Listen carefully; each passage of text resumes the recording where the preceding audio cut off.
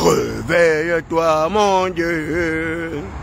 Accomplis ton plan, accomplis ton plan, accomplis ton plan sur tes enfants et dans ta main, et dans ta main, et dans ta main, et dans ta main, et dans ta main, et dans ta main, oh Dieu, sur tes enfants. Manifeste-toi, mon Dieu.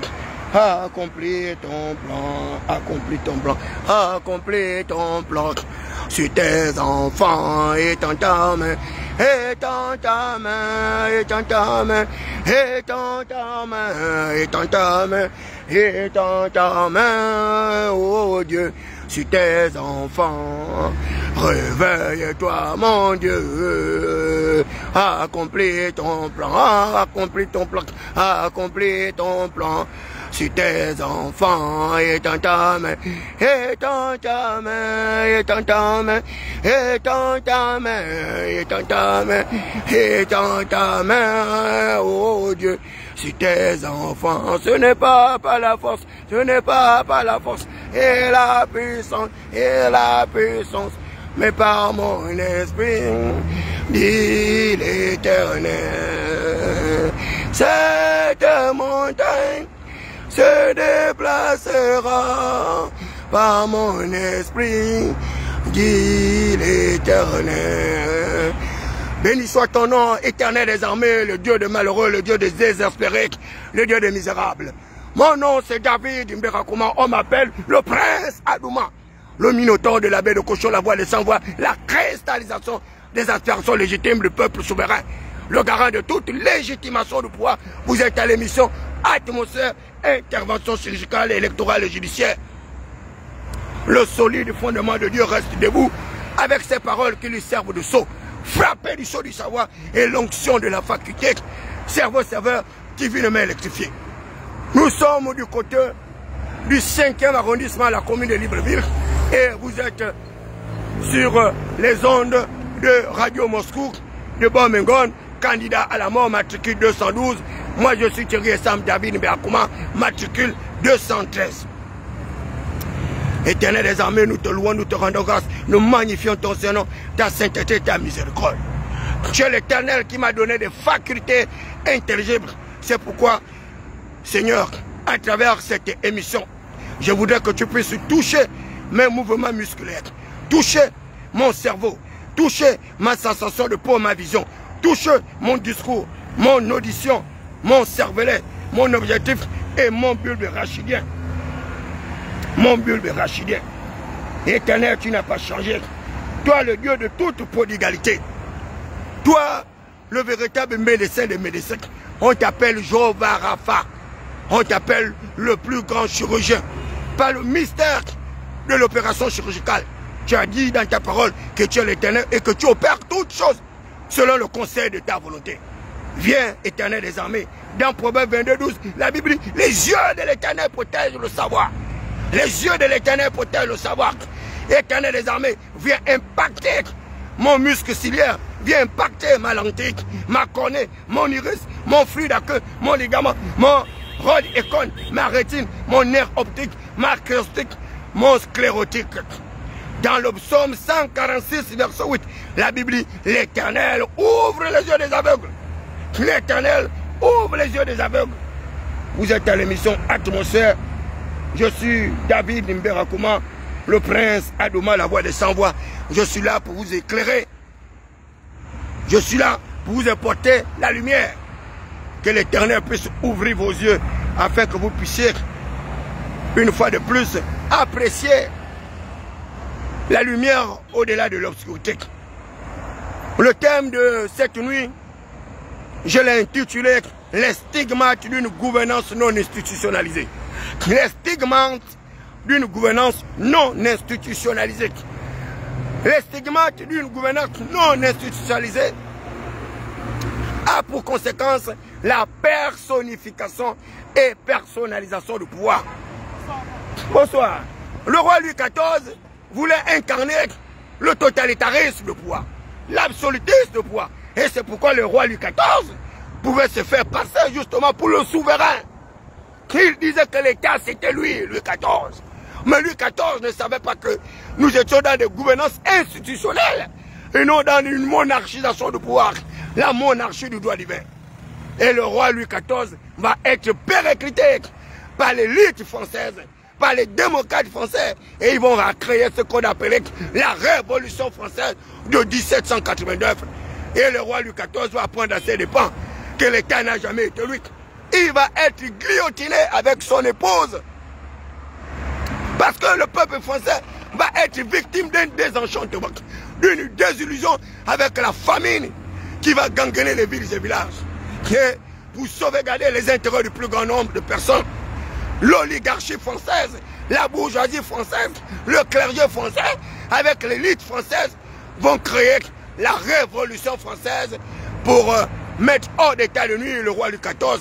Et nous allons assister à un nouveau règne, le règne des droits et libertés des personnes à travers la Déclaration universelle des droits de l'homme et des citoyens qui va stipuler que tous les êtres humains naissent libres et égaux en droit et dignité et qui sont dotés de la personnalité juridique et qui doivent agir les uns les autres selon un esprit de fraternité. Vous êtes à l'émission Atmosphère, intervention chirurgicale électorale avec le médecin El Rafa Jurek. Et là nous allons rentrer progressivement dans la microbiologie, dans la macrobiologie, pour que nous arrivions à décomplexiser votre cerveau, pour que nous arrivions à oxygéner votre cerveau, pour que nous arrivions à déparasiter votre cerveau. Déparasiter le cerveau de ces semi-lettrés, ces analphabétisés, ces déscolarisés, sans base électorale qui arrivent à chanter les cantiques et les louanges mortifères d'une gouvernance eschatologique, une gouvernance prometteuse, une gouvernance apocalyptique qui arrive justement à ne plus respecter les libertés publiques, les libertés individuelles.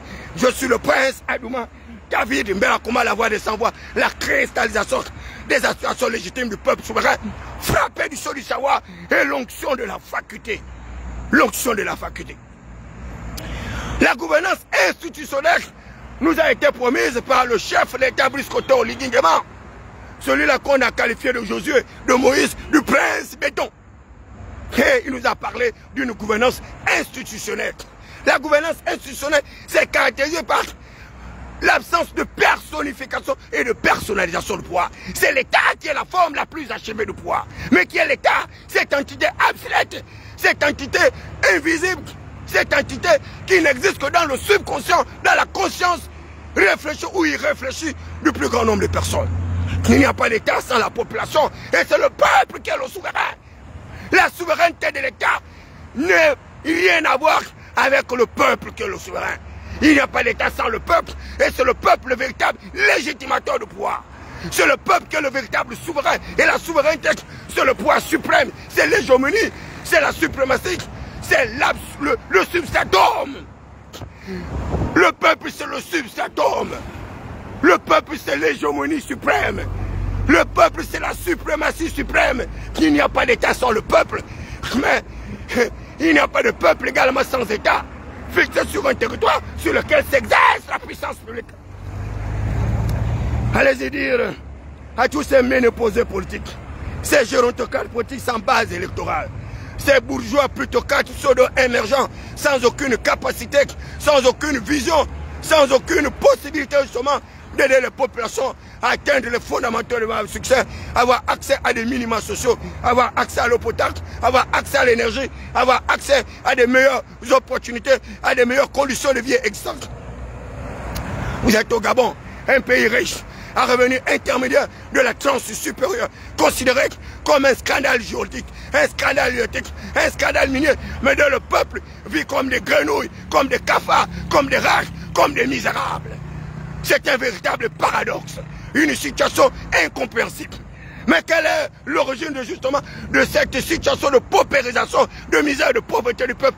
Eh bien, c'est la problématique de la mal-gouvernance.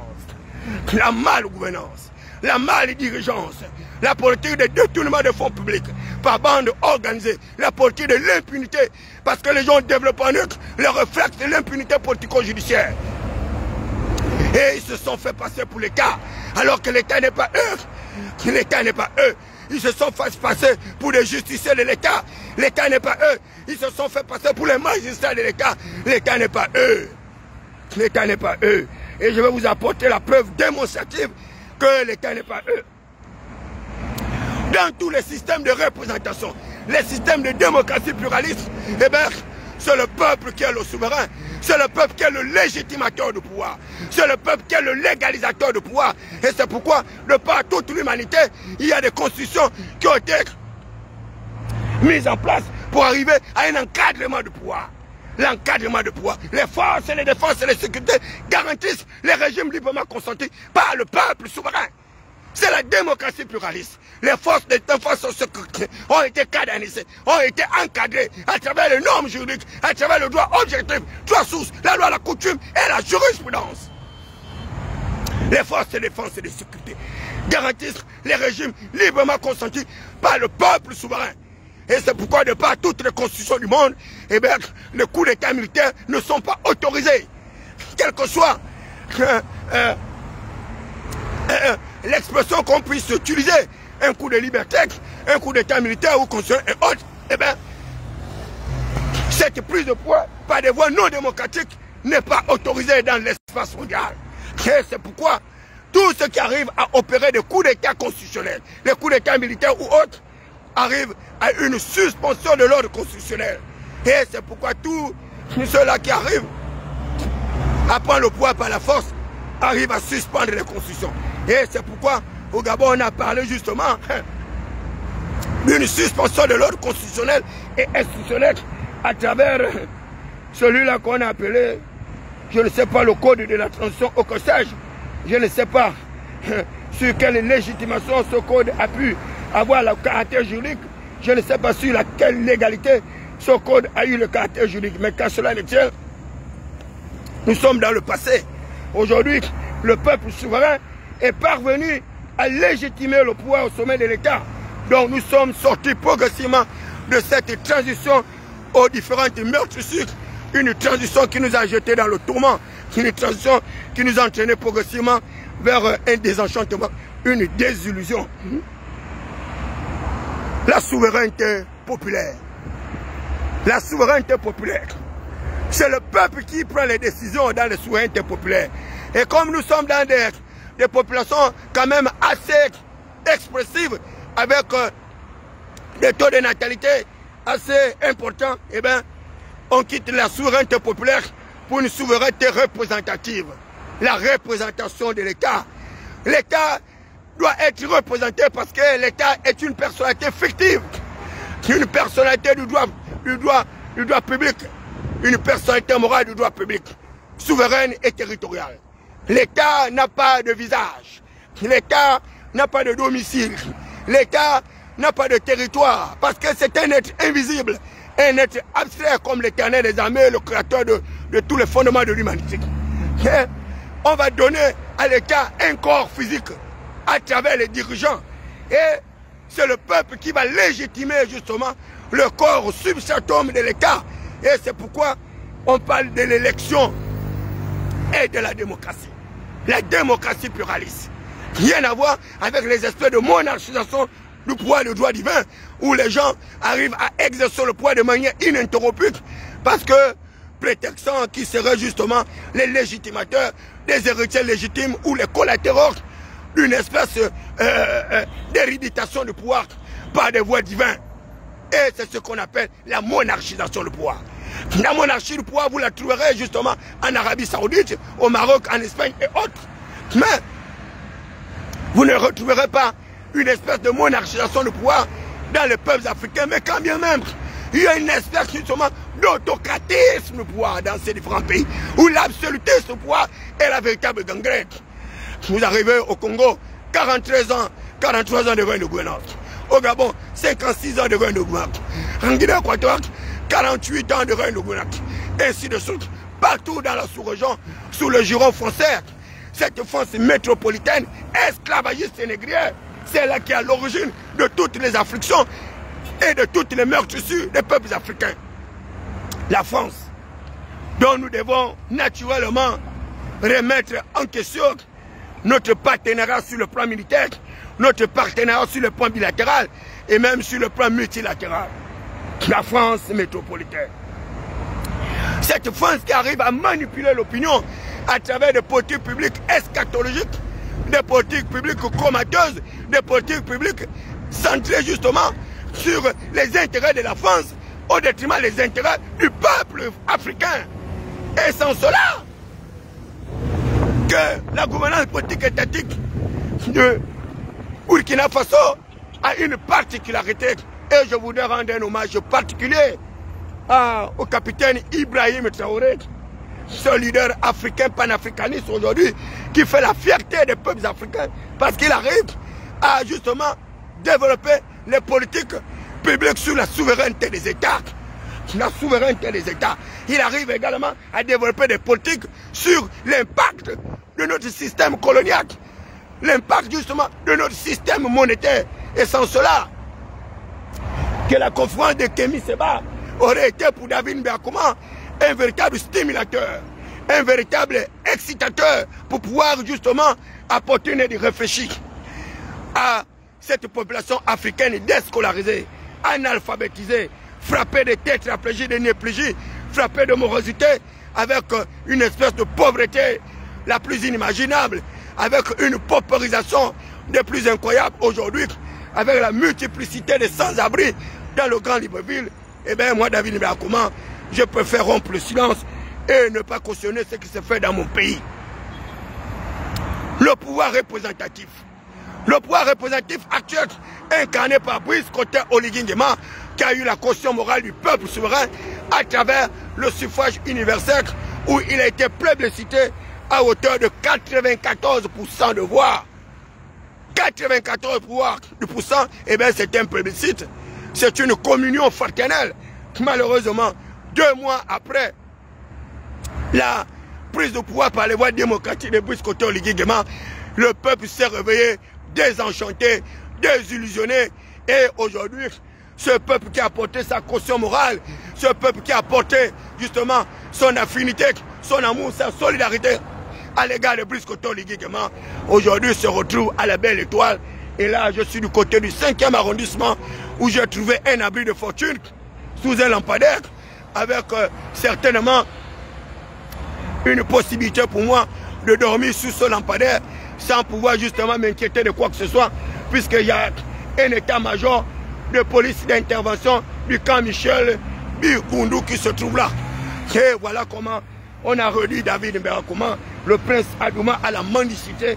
Voilà comment on a transformé David M'Bengouma en mendiant, en créotèque, en chacaloque, en indigné et en pestiféré, déguerpi justement du territoire de pleine rôtie, qui n'est rien d'autre que la propriété justement du peuple souverain, dont on a fait croire que ce serait l'État qui serait propriétaire de toutes les terres, un État fictif qui n'a aucune appartenance idéologique, qui n'a aucun caractère idéologique, qui n'a d'ailleurs aucune langue, aucun attribut, un État qui n'a aucune compétence, aucune capacité, si ce n'est la compétence tirée par la légitimation du pouvoir qui est le peuple souverain.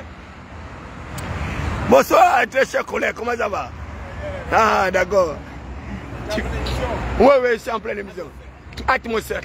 Voilà, lui, c'est mon collègue de la 29e promotion de l'école de préparation administrative. Un cadre brillant, d'ailleurs, il vient là, il sort du travail. C'est un membre de catégorie A, hiérarchie A2, donc il est de passage et il vous salue. Voilà, merci, très cher frère. On garde le contact. Voilà, donc ce sont mes collègues et nombreux sont au gouvernement, ils n'ont pas de collègues, ils n'ont pas les papiers Bobby Sangoubien. Et puis encore, les chargés de mission et conseils de chef de l'État qui n'ont pas les papiers, les journalistes, journaleux, avec des niveaux de 4e, sans certificat d'études primaires élémentaires, sans certificat d'études primaires indigènes. Et ce sont eux qui font la pluie et le beau temps dans l'ère de la 5e République, où on favorise les criminels, on favorise les laissés pour compte surtout, les marginaux, les exclus de la croissance économique, des gangsters, des voyous de tout acabit et de tout poil. Et ils n'arrivent pas à aborder les problématiques, les enjeux de demain comme le fait David M'Bengouma. Ils sont obligés d'appeler des cochons grattés libanais pour pouvoir m'insulter avec des braqueurs à main armée, des voleurs, des gangsters, des voleurs de véhicules, des vendeurs de cannabis, des chambres indiennes avec les drogues douces et autres pour pouvoir apporter des ripostes contre David M'Bengouma. Mais ce sont des grippouilles mouillés. ce sont des grippouilles mouillés. Vous pouvez écrire des textes pour les attribuer à ces déscolarisés analphabétisés sortis de prison. Mais vous ne changerez rien du fait que moi, je suis le père de la riposte. On m'appelle Mwana Saba, le dieu de la destruction. Et je vous le dis, je vais vous faire vivre un phénomène électoral de plus incroyable dans notre pays. Vous allez arriver à un tsunami électoral où je vais vous démystifier. Et tous les différents candidats qui ont soutenu les casques seront copieusement battus. Et moi, David Biakoma, je serai le directeur de campagne de tous les laissés pour compte sociétaux. Et je vous ferai mordre la poussière dans toutes les circonstances administratives et territoriales. Et vous me voyez partout. Quel est un microbe, un parasite, un bactérie. Pour une bactérie, pour pouvoir justement ne pas vous permettre d'aller à l'Assemblée nationale. Pour que nous n'ayons pas une Assemblée nationale monocolore. Cette Assemblée nationale sera multicolore parce qu'elle sera à l'image des déguerpis, à l'image des désespérés, à l'image de tous ceux-là qui veulent se battre pour une démocratie pluraliste, une démocratie qui exempte le totalitarisme et l'absolutisme du pouvoir. Mon père ecclésiaste, dans ses réflexions, disait qu'il avait vu comme une espèce d'injustice de la part de celui qui gouvernait. Que la folie occupait le lieu très élevé. Et pendant que les esclaves étaient sur les chevaux, les rois marchaient par terre. Et par conséquent, tous les fondements de la terre étaient renversés.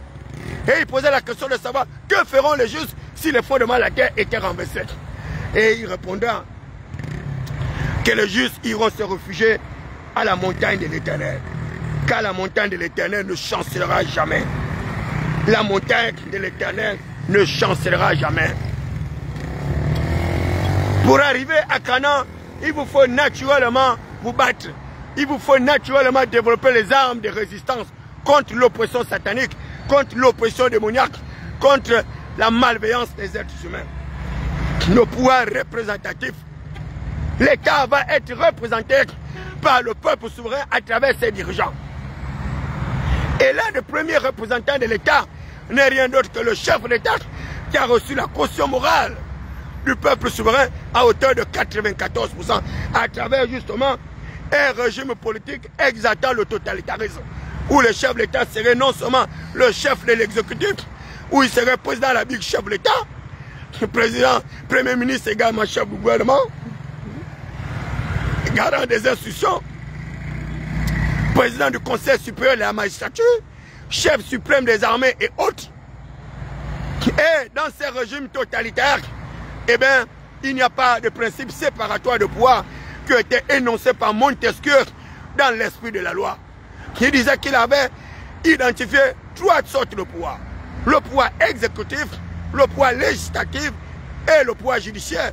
Et d'ailleurs, un quatrième pouvoir, le pouvoir de communication, où vous avez tous les pestiférés, tous ceux-là qui ont abandonné leurs études, ceux-là qui n'ont pas pu éclore leur génie et qui arrivent par extraordinaire devenir des journalistes de pécadilles, des journalistes de bas niveau, de bas étage, sans aucune formation, sans aucune capacité, sans aucune expertise.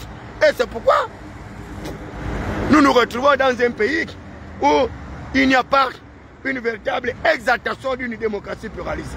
Parce que les journalistes sont corrompus, ils sont à l'image justement des syndicalistes, des clochettes et pécadilles, avec les organisations non gouvernementales contrefaites, où les gens sont à la recherche justement des minima sociaux pour pouvoir satisfaire leur curiosité, leur fantasmagorie intellectuelle, parce qu'ils n'ont pas les papiers, Bobby Sango vivait, et c'est pourquoi ils sont jaloux de la gloire de David Biakoma, ils sont jaloux de mon cerveau, ils sont jaloux de mes neurones qui se multiplient chaque jour, ils sont jaloux de mes capacités de riposte, ils sont jaloux de ma capacité de résistance, ils sont jaloux du prince Adouma que je suis.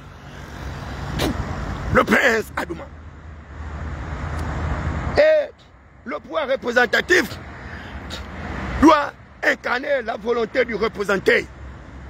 Le chef de l'État incarne la volonté du représenté. Et le représenté est à hauteur de 94%. Donc le chef de l'État ne peut pas exprimer sa propre volonté. Il ne peut pas exprimer sa propre vision du développement. Sa vision du développement doit être axée sur la recherche du confort, du bien-être du représenté, qui est le pouvoir suprême, qui est la souveraineté, qui est le peuple souverain. Et lorsque je vois les gens encourager le chef d'État dans ces destructions sauvages, dans ces destructions primitives de nos demeures, arriver à faire croire que le chef d'État serait le détenteur exclusif du pouvoir, eh bien, c'est de la manipulation, c'est la médisance, et ces gens-là ne sont pas des véritables soutiens du chef d'État, ce sont des complotistes, ce sont des déstabilisateurs. La déstabilisation du pouvoir. Et cette déstabilisation du pouvoir passe par une espèce de désinstitutionnalisation de l'État. L'État qui aurait dû être la forme la plus achevée du pouvoir politique, c'est l'État qui devient la personnification, la personnisation, l'héritage d'une personne. Le monarque. Le monarque. Et c'est dommage et regrettable d'agir ainsi. Parce que vous n'êtes pas capable de protéger le monarque. Vous n'êtes pas capable d'apporter une aide réfléchie au monarque. Parce que vous êtes des acteurs politiques corrompus. Et c'est pourquoi vous avez corrompu la Constitution, vous avez corrompu le code électoral, vous avez corrompu vos sens, et vous avez mis du gravier à l'intérieur de vos bouches, et vous devenez inaudible. Et vous êtes jaloux de la liberté qui caractérise David Bakouma. Et cette liberté, je l'ai toujours obtenue depuis mon jeune âge. Et je continuerai à exercer cette liberté.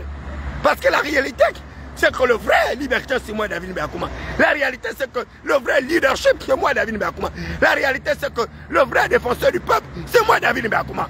Je suis l'avocat des avocats, l'avocat des opprimés, l'avocat des désespérés, l'avocat des laissés pour compte sociétaux, les marginaux, les exclus de la croissance économique et d'un développement futuriste et factice. Un développement marketing à travers une espèce de fantasmagorie d'une vision comateuse, eschatologique et apocalyptique justement du développement. Et c'est en cela que je m'insurge que ces pratiques politiques régressives, des pratiques politiques déshumanisantes, des pratiques politiques qui ne tiennent pas compte de la réalité des aspirations du peuple souverain. Le peuple aspire au confort, il aspire au bien-être, il aspire à l'éducation, à la santé, il aspire au développement. Mais quel développement voulez-vous faire lorsqu'on arrive à favoriser une espèce de gérontocratie parasitaire, ce pouvoir des vieillards qui refusent justement d'aller en retraite? Quel développement vous allez arriver avec l'exaltation de ces féministes émergents, des gars prostitués dévergondés, aux odeurs de boniche en putréfaction, qui ne sont pas capables justement de dire la vérité au chef de l'État. Mais quel développement vous allez pouvoir avoir avec cette bourgeoisie à fleur de peau, incapable de réfléchir, incapable de mettre en place un véritable plan de développement? Un développement planifié, un développement justement qui soit exemple justement des inégalités sociales, des écarts de conditions, un développement qui soit capable de favoriser l'état de droit, la lutte contre la corruption, la lutte contre la concussion, la lutte contre le détournement de fonds publics par bande organisée, une véritable réorganisation de notre espace économique pour arriver justement à susciter des politiques keynésiennes, des politiques de relance de la croissance économique par la stimulation de la croissance grâce à la politique de grands travaux, grâce à des investissements multiformes pour relancer justement cette croissance économique à travers des investissements dans les unités productives pour lutter contre la pauvreté, lutter contre l'exclusion, lutter contre le chômage et autres. Et là, nous assistons justement au démantèlement de l'État. Le démantèlement de l'État par une bande d'oligarches. Une oligarchie des incapables. Une oligarchie des incapables qui occupe la scène avec les diplômes contrefaits, obtenus certainement dans des universités de fortune, à Cambridge, à Oxford, à la Sorbonne, auprès des institutions internationales de Bretton Woods, le Fonds monétaire international, la Banque mondiale, le Club de Paris, à travers des fausses politiques publiques qui ne sont pas capables justement d'arriver à l'amélioration de nos indicateurs macroéconomiques, arriver justement à l'amélioration des conditions de vie et existence des populations, l'accès à l'eau potable, l'accès à l'énergie Et vous les voyez à travers des projets futuristes où ils arrivent à dire que le manganèse ne sera plus exploité à l'horizon 2029. Et ces gens-là ne vivent que dans des illusions, qui ne vivent que dans des rêves, qui ne vivent que dans une espèce de fantasmagorique, une espèce de supercherie électorale. Nous sommes en 2025 et ils sont déjà sur la planète Mars en 2029. Donc ils ne sont pas capables de régler les petits problèmes auxquels les Gabonais sont confrontés. Ils sont déjà dans l'espace.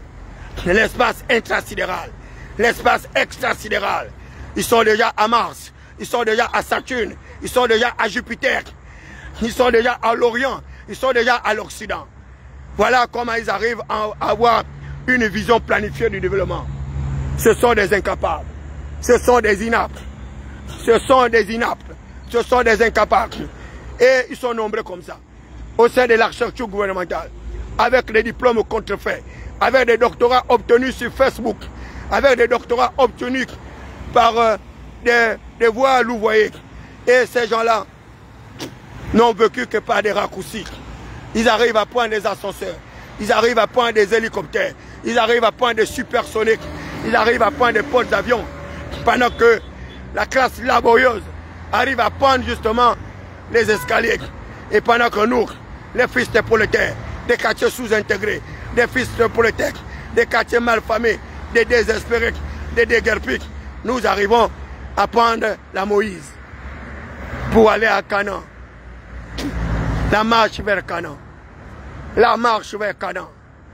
On t'appelle Moïse. On t'appelle Moïse. Toi qui as tenté de sortir le peuple hébreu de la captivité. On t'appelle Moïse. Toi qui n'as pas pu sortir le peuple captif pour arriver à Canaan par le bâton de Moïse, par la verge d'Aaron. Toi qui as transféré le pouvoir à Aaron pour pouvoir sortir nos ancêtres justement d'une situation de pauvreté et de prévarication pour que nous allions à Canaan. Nous sommes des Jésuites, nous sommes des Gabonais et nous sommes sur notre territoire, nous sommes sur notre espace géographique. C'est un privilège d'être Gabonais et la terre nous appartient. Il n'y a pas de souverain sans le peuple gabonais. C'est nous qui sommes le souverain. L'État n'a aucune souveraineté. L'État n'a aucun pouvoir. Parce que c'est un être informel, un être invisible. Et nous, le peuple gabonais, nous sommes des êtres physiques. Et nous sommes des êtres visibles.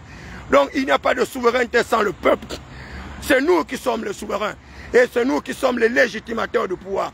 Et c'est pourquoi, au cours de ces processus électoraux à venir, moi, David Béakouma, candidat déclaré dans le 3e arrondissement de la commune de Libreville, j'appelle les satrapes, j'appelle les docteurs, j'appelle les mages, j'appelle les pharisiens, j'appelle tous les corps célestes en mutation, j'appelle le Dieu de nos ancêtres, le Dieu de Mbérakouma, le Dieu de Bandungouk, chante tambourin, sacrificateur, adorateur de l'Éternel. Que l'Éternel des armées vienne sauver tous ces désespérés, que l'Éternel des armées vienne se souvenir de tous ceux qui ont été abandonnés, toutes ces femmes, tous ces enfants, tous ces vieillards qui ont perdu leur emploi, qui ont perdu leur maison, qui ont perdu leur honneur, leur dignité. Et je vous le dis, que la bataille ne fait que commencer. N'ayez plus peur, vous avez tout perdu. N'ayez plus peur. L'Éternel des armées, le Dieu créateur de ce monde, le Dieu créateur du Gabon, ne vous abandonnera jamais. Si vous avez perdu votre emploi, vous avez perdu votre maison, mais vous n'avez pas tout perdu. Il vous reste la foi. La foi, c'est une ferme assurance des choses qu'on espère et une démonstration des choses à venir. Que vous le voulez ou pas, l'alternance démocratique sera le véritable enjeu majeur du peuple gabonais.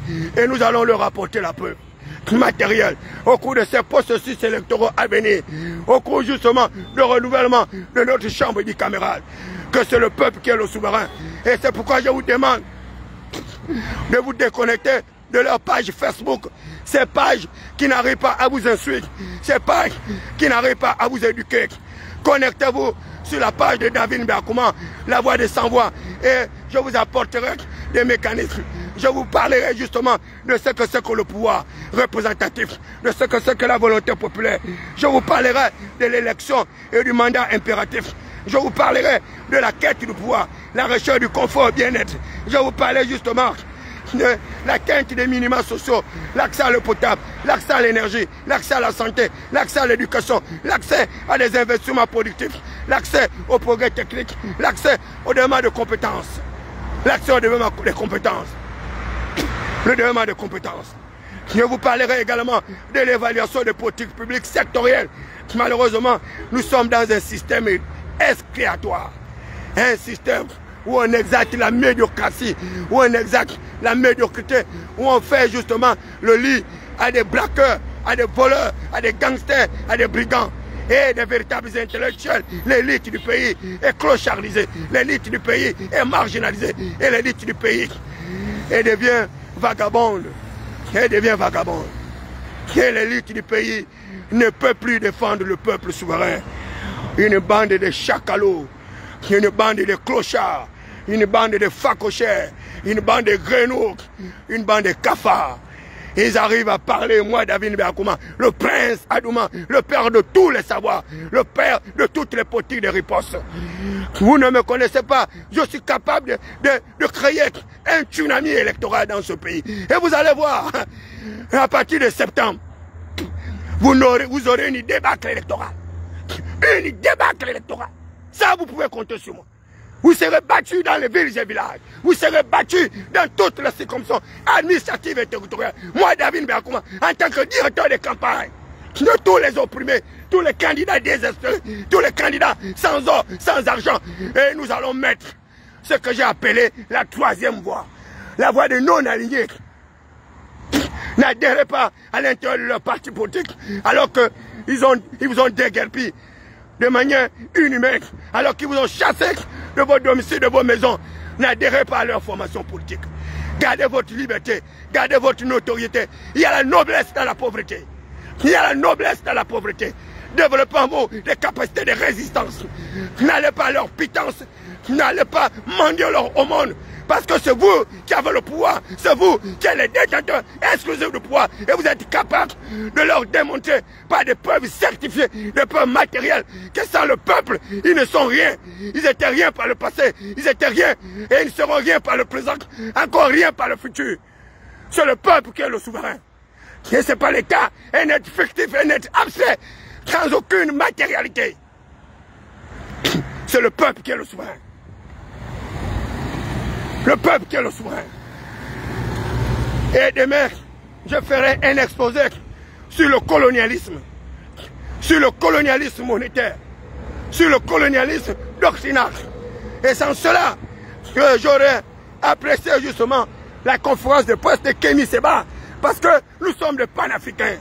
Et nous voulons que l'Afrique puisse retrouver ses lettres de noblesse.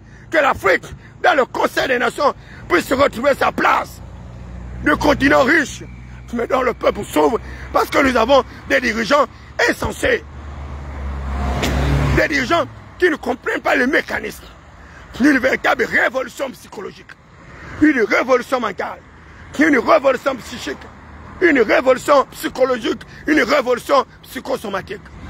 Et c'est pourquoi ils disent, El Chico de David Nbeakouma a perdu un la cabeza, et c'est un poco psycholoco. Mais c'est tout ce qu'ils peuvent dire, que David Nbeakouma était décervelé. Vous voyez moi, David Nbeakouma, être un fou, un facochère, avec un cerveau aussi bien disposé, avec des fibres intelligibles qui arrivent à se multiplier chaque jour, et comme le sable de la mer, comme les étoiles du ciel. Je suis le père de tous les savoirs. Je suis le père de toutes les sciences. Et au commencement était le verbe était la parole était avec Dieu, et la parole était Dieu. Elle était au commencement. Et tout ce qui a été créé par la parole. La Bible dit que je te donnerai une bouche et une sagesse à laquelle aucun de tes adversaires ne pourra résister au contenu. L'âme de la résistance. L'âme de la résistance. Vous savez, l'insoumission est une faculté de l'esprit qui vous permet de ne pas vous soumettre à de fausses doctrines, à de fausses politiques publiques. L'insoumission est une forme de révolte. Parce que mon père Karl Marx, le père de l'insoumission, mon père Jean-Luc Mélenchon, le père de l'insoumission, mon père Nelson Mandela, le père de l'insoumission, mon père Martin Luther King, le père de l'insoumission, ma mère Teresa, la mère de l'insoumission. L'insoumission est une faculté qui vous permet de ne pas accepter l'arbitraire, de ne pas accepter les inégalités sociales, de ne pas accepter la pression, parce que l'oppression rend le sage insensé. C'est l'oppression qui rend les gens malades. C'est l'oppression qui est à l'origine de tous ces fous-là que vous rencontrez sur votre espace territorial, à cause de la malgouvernance, où vous avez des médecins qui sont plus capables justement de réparer leurs torts, alors qu'ils ont fait le vœu d'Hippocrate, le serment justement de guérir les malades. Et un dirigeant est un médecin. Il doit avoir pratiqué la médecine du travail. Un dirigeant est un psychologue. Un dirigeant est un psychiatre. Un dirigeant est un psychosomate. Un dirigeant est un médecin réparateur de torts. Et c'est pourquoi je voudrais une fois de plus attirer l'attention de Brice Koto Ligindema sur la vigilance et retenue prudente dans cette casse qui devient de plus en plus emmerdante, dans cette destruction qui devient de plus en plus inacceptable et intolérable. Et vous êtes en train de préparer vous-même les ingrédients d'une véritable rébellion, d'une véritable révolte. Excellent Monsieur le Président Abiy, chef de l'État, avec toute la force de mon intime conviction, je vous exhorte de bien évaluer ces politiques publiques en matière de déguerpissement. Les déguerpissements actuels sont des déguerpissements sauvages. Ce sont des déguerpissements qui portent atteinte à la dignité des Gabonais. Et vous l'avez dit lors de votre prise de pouvoir, que vous êtes venu restaurer la dignité des Gabonais. Et la restauration de la dignité des Gabonais ne peut pas vous permettre de laisser ces Gabonais au bord du gouffre. Ne peut pas vous permettre de laisser les Gabonais au carreau. Ne peut pas vous permettre justement de faire de ces Gabonais des lépreux, des malheureux, des misérables. Alors qu'il y a un passé relativement récent. Vous étiez le Josué, vous étiez le Moïse, vous avez toutes les appellations. Et le peuple était derrière vous. Et le peuple vous a apporté son soutien, sa compassion, son amour. Mais regardez comment vous récompensez ce peuple-là. Regardez comment vous me récompensez, moi, David Berkouma, qui était votre directeur de campagne, avec les meilleurs résultats. 3e arrondissement. Dans toute la pointe de l'Est, nous avons les meilleurs résultats. Et vous m'avez récompensé à monnaie de singe, avec vos collaborateurs qui ont matraqué David Berkouma, qui ont tenté d'humilier David Berkouma, qui ont flagellé David Berkouma, qui ont volé ma nomination, qui ont volé mon argent, qui ont volé mon véhicule que vous avez acheté. Et pour m'avoir acheté un petit véhicule, ils arrivent à mentir dans les villes et villages que j'avais mendié auprès de son excellence. Je suis loin d'être un mendiant. Je suis un fils de palais depuis des temps immémoriaux. J'étais le fils du palais d'Omar Bongo Ondimba, avec 5 décrets présidentiels. J'étais le fils de palais d'Ali Bongo Ondimba, où j'ai dormi dans son palais pendant 1 mois. J'ai été également le fils de votre palais, où vous m'avez reçu avec honneur, avec respect, avec dignité. Un prince ne mendie pas. Un prince ne s'humilie pas. Un prince ne s'agenouille pas. Un prince reste debout. Et c'est parce que je suis un vertébré et que j'ai une colonne vertébrale que je reste debout pour vous dire d'avoir une retenue prudente.